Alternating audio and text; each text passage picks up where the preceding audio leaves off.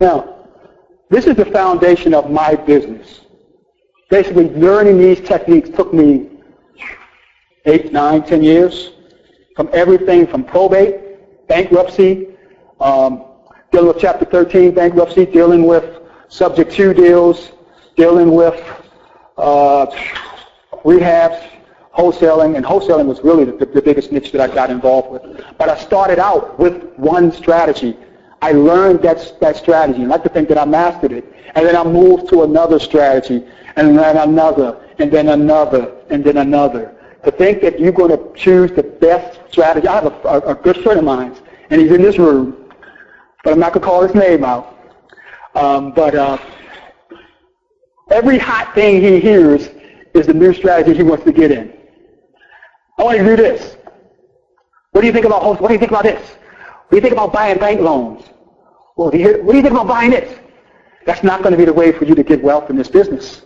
That's not going to be the way for you to succeed in this business. You have to pick a strategy, work that strategy, become the best at that strategy, and then you can basically move on to the next thing. This business isn't hard.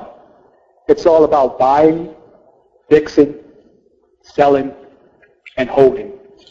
That's all it is. And underneath of buying, I like to put control.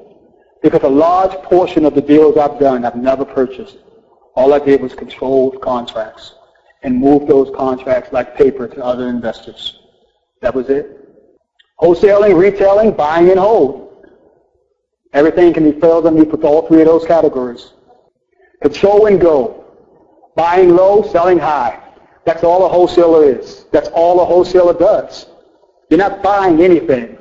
I think the highest I put in the contract on a contract on a residential property in the last 2 to 3 years was $100. That's the most I've put on a contract. And that's dealing with a resident. Now dealing with an agent, I usually go about $1,000 when I do buy properties dealing with agents. I love real estate. I like to call myself a real estate junkie. I mean, every morning I'm like, I need to get a deal. I need to get something. The best part about bird dogging and wholesaling is there's very little funds you need. Your contract is set up so that you can't lose money. My contract says, if for whatever reason I choose not to go through with this deal, the only problem, what's the word I'm looking for? The only benefit that the seller can get is my earnest deposit. That's it. That's all I can lose is my earnest deposit. My earnest deposit is usually $10, $20, $30, $40, $50.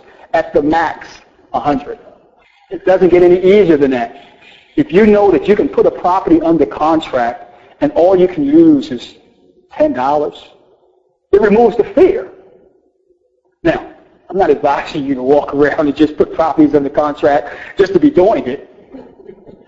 You're doing it with deals that make sense, that you believe that you can move based on the numbers and based on your buyer's list. And right now, your buyer's list comes first.